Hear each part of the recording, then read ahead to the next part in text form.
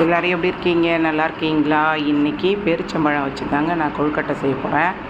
அதுக்கு வெள்ளையிலையும் பேரிச்சம்பழத்தையும் மிக்சியில் இந்த மாதிரி கொரன்னு அரைச்சி எடுத்துக்கணும். அதுக்கப்புறம் நாட்டு சர்க்கரை போட்டு நல்லா கலக்கிக்கணும். இந்த கலவையே செம்ம டேஸ்ட்டாக இருந்துச்சுங்க.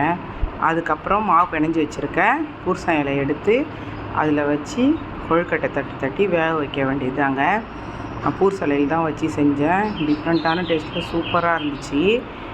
ஆனால் கொஞ்சம் திட்டமான சைஸாக இருந்துச்சு. எனக்கு கொஞ்சம் உள்ளடை நிறைய வச்சு சாப்பிட்ணுன்னு சொல்லிவிட்டு அதுக்கப்புறம் நார்மலாக ஜவுத்தாளில் வச்சு தட்டினேன். பாருங்கள், இந்த மாதிரி சின்ன பிள்ளையில் விநாயகர் சதுர்த்திக்கு எங்கள் வீட்டில் எதிர்க்கெல்லாம் கொடுப்பாங்க. சூப்பராக இருக்கும். எனக்கு ரொம்ப இந்த உள்ளடை வச்ச கொழுக்கட்டை தான் பிடிக்கும். பிடி கொழுக்கட்டை விட நாங்கள் இது தான் வாங்கி சாப்பிடுவோமே, எங்களுக்கு ரொம்ப பிடிக்கும்.